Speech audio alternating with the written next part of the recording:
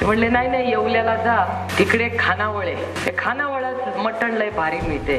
पण मग ते अंबिका ऐकल्यावर फार मनाला इच्छा झाली. चारा अंबिकावाला कोणच नव्हतं, काल संकष्टी होती वाटतं. चारा अंबिकावाला कोणच नव्हतं, काल संकष्टी होती वाटतं. म्हटलं जाऊ दे, आता देव पावते, आपण काय चुकीचं काम करत नाही, कशाला आपण. आणि लय गोड मटण खायला घातलं बाबा, कधी आयुष्यात विसरणार नाही. एकदम भारी मटण, एकदम भारी मटण.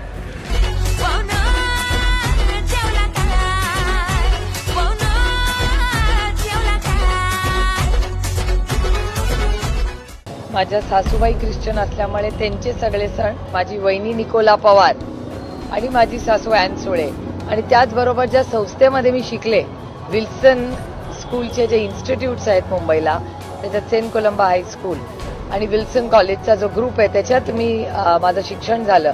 त्यामुळे ह्या सगळ्या त्यांच्यावर झालेले संस्कार किंवा त्यांच्या ज्या कार्यपद्धती आहेत, या सगळ्याची फार लहान वयापासून माहिती आहे. संकटाच्या दिवशी परमेश्वर तुमचा ऐकतो. याकोबाच्या देवाचे नाव तुम्हास उच्च पदी प्रस्थापित करो. तुमचे सर्व मनोरथ येशूच्या नावात पूर्ण करो. हीच प्रार्थना मी करतो. खत्म.